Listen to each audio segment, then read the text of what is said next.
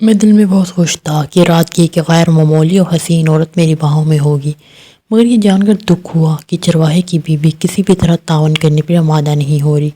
میری باندیوں نے اسے ڈرایا، دھمکایا، اچھے اچھے کپڑوں اور قیمتی زیوروں کو لالچ دیا، مگر وہ کسی بھی طرح میرے بستر کی زینت بننے پر آمادہ نہ ہوئی۔ آج تک ایسا نہ ہوا تھا کہ مجھے کسی عورت نے ٹکرایا ہو، بلکہ مصری عورتیں میرے ساتھ ایک رات گزارنے کی تمنا دل میں لیے مر جاتی ہیں، لیکن یہ مقام اسی کو ملتا جو میری نظروں میں سما جاتی۔ ایک غریب چرواہن کا یہ رویہ میرے لیے نیا تھا۔ مجھے امید نہ تھی کہ غریبی اور مفلسی میں گزارنے والی اتنے بڑے اعزاز کو ٹکرا دے گی۔ یا تو وہ اپنے حسن کے غرور سے آگاہ تھی، یا اتنی پارسا کہ اپنی پاکی اور طہارت کے آگے دنیا کی ساری دولت کو ہچ سمجھتی تھی۔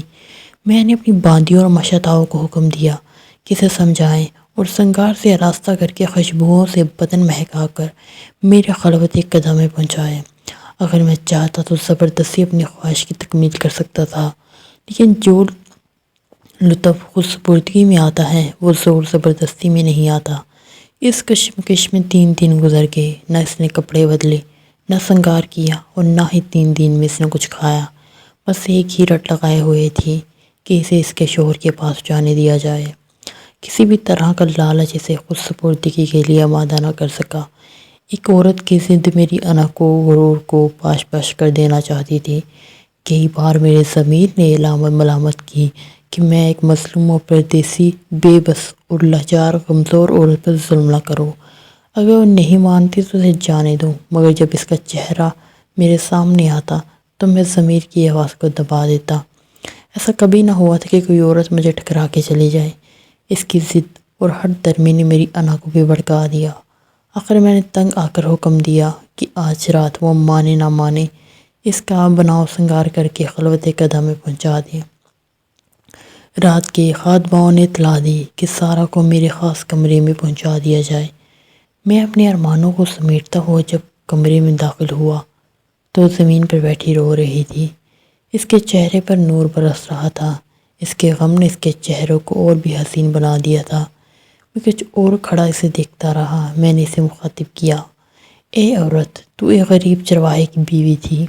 میرے انتخاب نے تجھے زمین سے اٹھا کر آسمانوں پر پہنچا دیا، جھونپڑی سے اٹھا کے محلوں کی رانی بنا دیا۔ وہاں تیرے پاس کھانے کو سوکھی روٹی نہ تھی، یہاں منگن غذائیں تیرے دسترخوان پر ہیں۔ وہاں تو زیوروں کے لیے ترستی تھی، یہاں زیور تیرے حسن کو 4 چاند لگانے کے لیے ترستے ہیں۔ وہاں تپتی زمین و خاردار راہوں پر چلتی تھی، یہاں لونڈیاں اور غلام تکلین اور گدے تیرے قدم کو چومتے ہیں۔ وہاں تو خود ایک باندی تھی، یہاں غلام اور لونڈیاں درقطار تیرے حکم کی منتظر ہیں۔ وہاں بیڑے چراتے چراتے تیرے حسن کو گھن لگ گیا تھا، یہاں تیرے حسن کو دوالا کرنے کے لیے مشتاؤں کی بھیڑ لگ گئی ہے۔ اس سے زیادہ ایک عورت کی اور کیا تمنا کر سکتی ہے؟ وہ میری آواز سن کر کھڑی ہو گئی اور شعلہ برساتی نظروں سے مجھے دیکھا اور تنگ کر بولی، اے مردود، تو ایک بے بس اور لاچار عورت کو اپنی ہوس کا نشانہ بنانا چاہتا ہے۔ تو چاہتا ہے کہ میں اپنے شوہر سے بے وفائی کروں، وہ اپنے خدا کے احکام سے منہ موڑ لو۔ تو نہیں جانتا میرا شوہر اللہ رب العزت کا خلیل ہے، مجھے اپنے اللہ پر بھروسہ ہے کہ وہ اپنے خلیل کی عزت کو رسوا نہیں کرے گا۔ میں نے اس کی بے ایمانی بکواس سن کر کہا، کیا میرے علاوہ بھی کوئی خدا ہے؟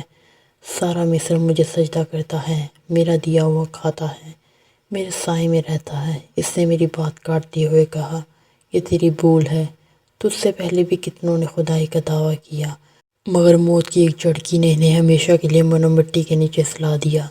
تیرا وقت بھی قریب آ گیا ہے، اس طرف دیکھ۔ میرا شوہر کی دونوں آنکھیں میری حفاظت کر رہی ہیں، وہ سب کچھ یہ دیکھ رہا ہے جو تو میرے ساتھ کر رہا ہے۔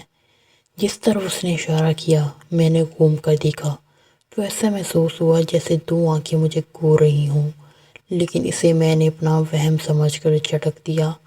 لیکن یہ حقیقت تھی، ابراہیم علیہ السلام کے رب نے درمیان کے سارے پردے اٹھا دیے تھے، اور ابراہیم علیہ السلام اپنی جھونپڑی میں بیٹھا وہ سب کچھ دیکھ رہا تھا جو محل میں ہو رہا تھا۔ میں نے اسے اپنا وہم سمجھ کر جھٹک دیا، اور میں خدا اور اس کے رسولوں کو مانتا ہی کب تھا۔ میرے کمانڈ نے مجھے خود فریبی میں مبتلا کیا ہوا تھا۔ میں اپنی طاقت کے ضم میں کسی اور کو کیوں گردانتا؟ اگر ایک غریب گڈریا مجھے دیکھ بھی رہا ہے تو میرا کیا بگاڑ لے گا؟ میں نے اس خیال سے پیچھا چھڑا کے جو ہی سارا کی طرف قدم بڑھائے تو میرے پاؤں شل ہو گئے۔ ہاتھ بڑھا کے اسے پکڑنا چاہا تو ہاتھ سن ہو گئے۔